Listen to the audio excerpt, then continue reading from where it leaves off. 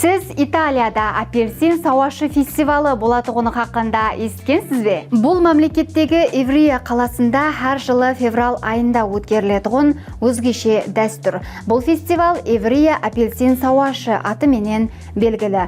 Фестивалдың тикарығы бөлегі мыңлаған қатынасушылар өзара апельсин лақтырады. Бұл хақиқи сауашқа ұқсап кетеді. Апельсинлер ұрыста оқ вазипасын атқарады һәм көплеген адамлар жарақатлануы мүмкін. Сол себеплі қатынасушылар қорғану құралларынан пайдаланады. Фестивалдың келіп шығуы орта асырлерге барып тақалады. Аңызларға қарағанда Иврия қаласында залым хүкімдар болған һәм адамлар оны тақтан аудару үшін наразылық көрсеткен. Апельсин сауашы сол тарихи уақияны нышанлық тәрізде аңлатады. Қатынасушылар 3 топарға бөлінеді. Хүкімдарға қарсы күресіп атырғанлар, оның әскерлері һәм апуайы бұқаралар. Иврия апельсин сауашы тек қана қызықлы кеуілашар іләж, бәлкі жергілікті мәдениет һәм тарихты ятқа алу ретінде де үлкен ахметке ие. Бұл фестивалға дүнияның түрлі жерлерінен саяхатшылар келеді һәм ол Иврия қаласының ең атақлы һәм рең-берең іләжларынан бірі болып табылады. Сіз ұсыған ұқсас қызықлы фестиваллар, ямаса іләжлар хақында білесіз бе?